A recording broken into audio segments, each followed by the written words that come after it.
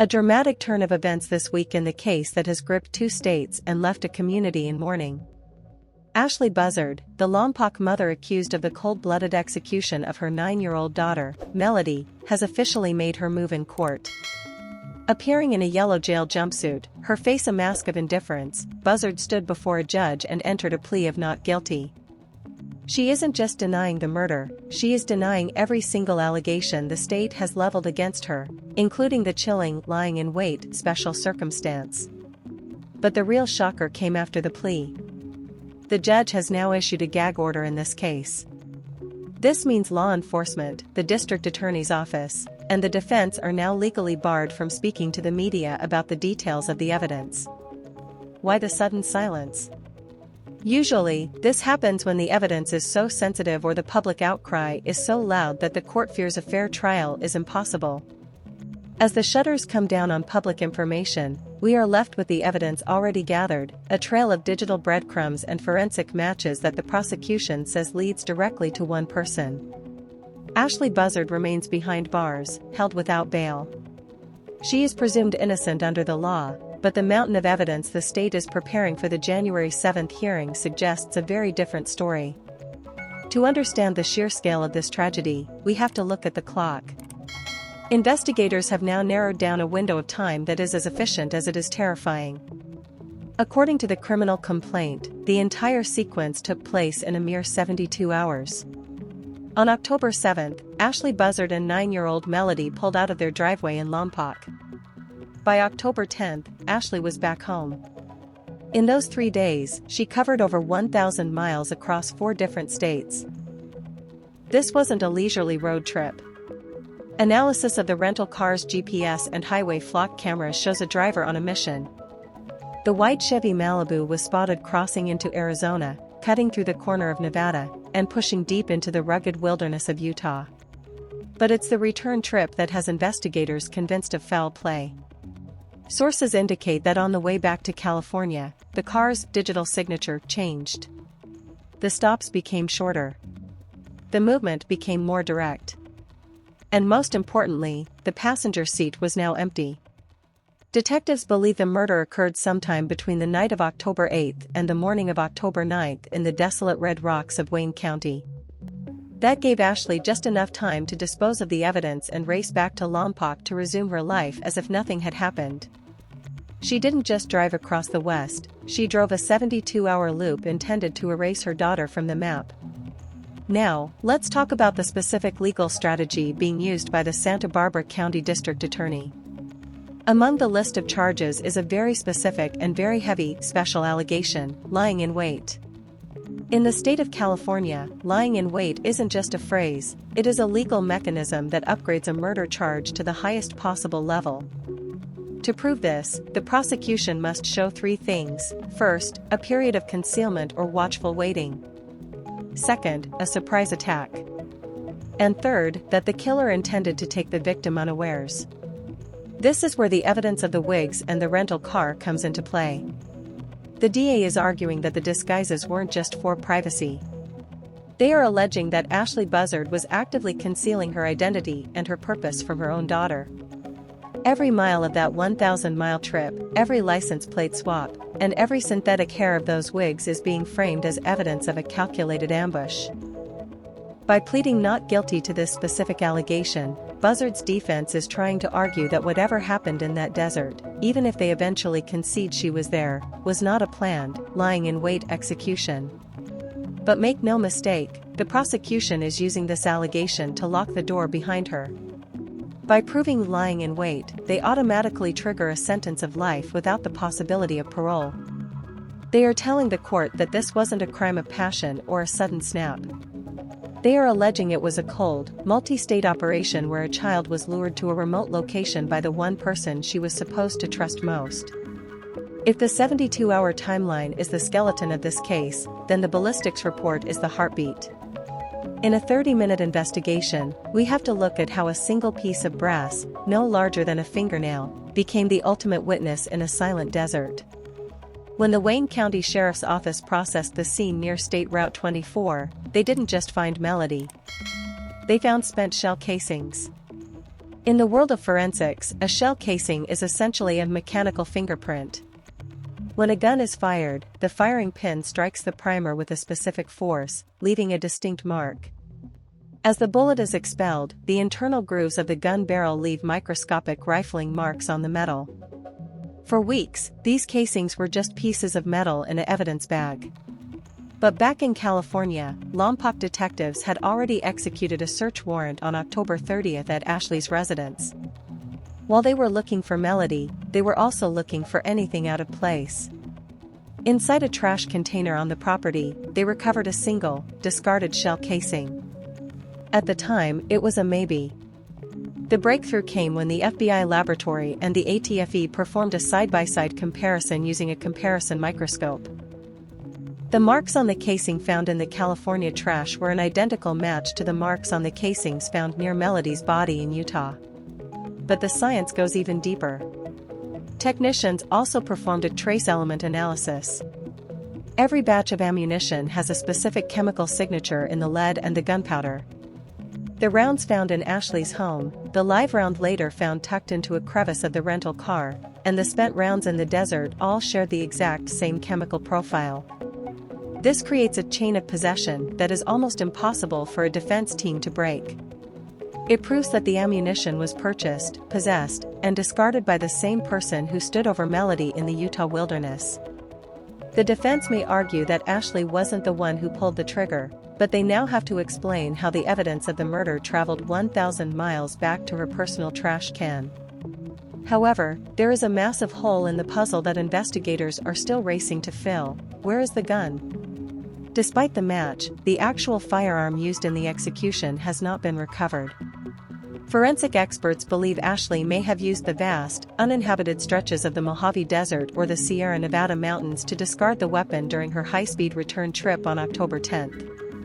Divers have searched local reservoirs, and K-9 units have combed the route, but the weapon remains a ghost. In a not guilty defense, the absence of the murder weapon is a common talking point. But with a ballistics match this precise, the prosecution is banking on the fact that the fingerprint on the brass is just as loud as the gun itself. In a case defined by silence, the silence of the desert, the silence of the suspect, it was a single, persistent voice that finally broke the mystery. To understand why Ashlee Buzzard is in a jail cell today, we have to go back to October 14, 2025. This was the day the mask of a normal life began to slip. While Ashlee had returned to Lompoc on October 10th and was presumably resuming her daily routine, a school administrator at Melodee's elementary school noticed something wrong. Melodee wasn't just out sick. She had missed several days without a call, a note, or an explanation. In a world where kids are often absent, this administrator's intuition became the catalyst for everything that followed. When the school reached out to Ashlee, they didn't get a worried mother. They got a wall. Ashlee reportedly told school officials that Melodee was safe and staying with family out of town. But there was a coldness to her response that didn't sit right. The school didn't just accept the excuse, they pushed. They called the Lompoc Police Department for a welfare check. Imagine the scene on that first visit. Police knock on the door. Ashlee answers. She is calm, composed, and repeats the same story, she's with family. Everything is fine. But as the days turned into weeks, the family story began to crumble. Detectives began asking for names, addresses, and phone numbers of these relatives. Ashlee's silence grew louder. She refused to provide a location. She refused to let Melodee speak to anyone on the phone. By late October, the Lompoc police realized they weren't looking for a truant student, they were looking for a missing child. This segment is crucial because it highlights the psychological warfare Ashlee was allegedly playing. She wasn't hiding, she was hiding in plain sight. She was grocery shopping, driving that white Malibu, and sleeping in her own bed, all while knowing her daughter was lying in a shallow grave 1,000 miles away. The defense will likely argue that Ashlee was a mother overwhelmed or fearful, but the prosecution will use this period, from October 10th to her eventual arrest, as proof of consciousness of guilt. Every day she didn't report Melodee missing is another brick in the wall of the lying in wait allegation. If she was innocent, why was she the only person who wasn't looking for Melodee? For nearly 3 months, Melodee Buzzard was a ghost. She was a name on a missing persons poster and a file on a detective's desk. But when those hikers stumbled upon remains in the Wayne County desert on December 6, the case entered a race against time. The body was badly decomposed, weathered by the harsh Utah elements. Visual identification was impossible. To give this child her name back, the FBI turned to the most powerful tool in modern law enforcement: rapid familial DNA testing. This isn't like the DNA tests you see on TV that take months. This was a Priority 1 federal operation. Analysts took a sample from the remains in Utah and compared it against the known reference sample taken from Ashlee Buzzard during the search of her home. The science is definitive. Familial DNA looks at specific genetic markers that can only be shared between a biological mother and child. On December 22, the results hit the wires. It was a 99.9% match. The missing girl from Lompoc was no longer missing. She had been found. But this DNA match did more than just identify the victim, it destroyed Ashlee's primary defense. Remember, Ashlee had been telling anyone who would listen that Melodee was safe with family.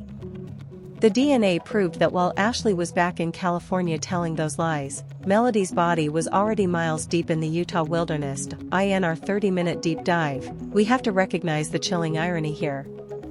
The very biology that connected Ashlee to her daughter, the DNA that made her a mother, is the same evidence that will now be used to convict her of murder. By December 23, the Lompoc Police Department and the FBI had everything they needed. They had the 1,000-mile GPS trail. They had the matching shell casings. And now, they had the scientific proof that the child in the desert was the same child Ashlee claimed was safe. This was the checkmate moment. Less than 24 hours after that DNA match came back, the handcuffs were finally slapped on Ashlee Buzzard's wrists. One of the most debated headlines coming out of the recent arraignment is the district attorney's decision regarding the ultimate punishment. On paper, first-degree murder with a lying-in-wait special allegation makes Ashlee Buzzard eligible for the death penalty in the state of California. However, District Attorney Savernok has made a strategic move that has many people asking, why? The DA has officially announced they will not seek the death penalty, instead pushing for life without the possibility of parole. To the public, this can sometimes feel like a lighter sentence, but in the chess game of a high-profile murder trial, this is a calculated power play designed to ensure Ashlee Buzzard never sees the outside of a prison cell again. Seeking the death penalty in California often triggers a legal marathon. It requires a much longer jury selection process, higher costs to the taxpayers, and most importantly, decades of automatic appeals that keep the case in the headlines and prevent the family from finding closure. By taking the death penalty off the table, the prosecution streamlines the trial. They remove several layers of defense hurdles and make it much harder for Buzzard's legal team to delay the proceedings, but make no mistake, life without is a terminal sentence. It means that if convicted, Ashlee Buzzard will die in a California state prison. There is no parole board, no good behavior release, and no second chances. Furthermore, this move puts immense pressure on the defense. When a DA waives the death penalty, they are often signaling that their evidence is so airtight they don't need the threat of execution to get a conviction. They are focusing all their energy on that lying-in-wait allegation. If they prove the premeditation, the life without sentence becomes mandatory. As we look toward the trial, this decision tells us the prosecution's goal isn't just a win, it's a guarantee. They want to ensure that once the cell door closes behind Ashlee Buzzard, it stays locked forever. To understand the uphill battle the prosecution faces, we have to look at the strategy being built by Ashlee Buzzard's defense attorney, Adrian Galvin. While the headlines are filled with talk of wigs and shell casings, the defense is quietly relying on a track record of doubt. You see, this isn't the first time Ashlee Buzzard has faced a judge in Lompoc recently. Back in November 2025, while Melodee was still technically missing, Ashlee was arrested on a completely unrelated felony charge of false imprisonment. A man claimed she had held him at a residence against his will. But during a preliminary hearing on November 20th, a judge did something unexpected. He dismissed the entire case. The judge ruled there was insufficient probable cause to hold her for trial. This was a massive early win for Ashlee, and it gave her defense a blueprint. Galvin's strategy for the murder trial is expected to be a carbon copy of that success, the so what? Defense. The defense's goal is to take every piece of mountainous evidence and break it down into tiny, meaningless pebbles. The Whigs? They'll argue that wearing a disguise isn't a crime, it's a choice for privacy in a world of social media. The shell casings? They'll argue that finding a casing in a trash can doesn't prove who put it there, or that the gun was fired by Ashlee. The GPS trail? They'll point out that being in the same county as a crime scene is not the same as being the killer. In late December, Galvin even filed a motion to silence the Santa Barbara County Sheriff, calling his public statements inflammatory and conclusory. The defense is trying to scrub the jury pool clean, wanting the trial to be about what the state can prove, not what the public feels. Because there is no eyewitness and the murder weapon is still missing, the defense sees a path to reasonable doubt. They are banking on the idea that if a judge dismissed one felony against her in November for lack of evidence, a jury might do the same for the murder charge in 2026. This isn't just a legal battle, it's a war of interpretation where the defense only has to prove that the state's airtight case has one single, microscopic leak. As the calendar turns to 2026, all eyes are fixed on a single date, January 7th. This isn't just another routine check-in, this is the preliminary setting hearing, the official launchpad for the trial that will decide Ashlee Buzzard's fate. In a 30-minute deep dive into this case, we have to understand what happens when the cameras are turned off and the legal clock starts ticking. On January 7th, the defense and the prosecution will meet to set the ground rules for the upcoming months. This is when we will learn the timeline for the preliminary hearing, a mini-trial where the state must present enough evidence to convince a judge, not a jury, but a judge, that there is enough proof to move forward to a full murder trial.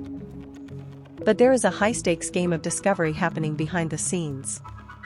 The defense team, led by Adrian Galvin, will be demanding every scrap of data the FBI and Lompoc PD have collected. We're talking about thousands of pages of cell phone tower logs, forensic DNA reports, and hours of surveillance footage from 4 different states. The big question for January 7th is, will the defense ask for a speedy trial or a continuance? If they push for a speedy trial, they are hoping to catch the prosecution off guard before they can process every last piece of evidence. If they ask for a continuance, this case could be pushed back into late 2026 or even 2027. Meanwhile, Ashlee Buzzard remains in custody at the Santa Barbara County Jail, held without bail. The fact that a judge denied bail in the December hearing is a massive indicator of how the court views her as a flight risk. After all, the prosecution's entire case is built on the fact that she is a woman who knows exactly how to drive 1,000 miles to disappear. January 7th is the day the not guilty plea meets the reality of the courtroom. It's the day the state begins to lay out the roadmap for justice, a roadmap that they believe ends in a life sentence. As we stand on the threshold of this trial, we have to look past the ballistics, the GPS logs, and the not guilty pleas. At the heart of this 1,000-mile mystery is a 9-year-old girl named Melodee. A girl whose life was cut short in a place so remote that it took a miracle for her to be found at all. The community of Lompoc is no longer just asking where Melodee is, they are asking why. Why was a child who should have been in a 3rd-grade classroom instead driven across 4 states to a desert grave? Why did the systems meant to protect her fail until it was too late? The demand for justice is deafening. From the hikers in Utah who refused to look away, to the school administrators who sounded the alarm, the world is watching. The gag order might have silenced the lawyers for now, but it hasn't silenced the public's need for the truth. As Ashlee Buzzard prepares for her next day in court on January 7th, the evidence suggests a story of a mother who thought she could outrun the law. But the desert doesn't keep secrets forever, and neither does a trail of digital footprints. We will be there on January 7th to bring you the very latest from the Lompoc courthouse. Because while the headlines focus on the mother, our focus remains on the little girl who deserved a lifetime more than the 3 days she was given in that October window. Justice for Melodee isn't just a slogan, it is the only way this 1,000-mile journey can finally come to an end. This case is moving fast, and with the January 7th hearing just days away, we are committed to bringing you every update as the gag order allows. Now, we want to hear from you. Do you believe the lying in wait allegation will hold up in court without a murder weapon? And what do you think about the DA's decision to waive the death penalty? Drop your thoughts in the comments below. If you found this deep dive helpful, please hit that like button and subscribe to the channel. Your support allows us to keep digging into the cases that matter. Don't forget to turn on those bell notifications so you don't miss our breaking news alert following the January 7th hearing.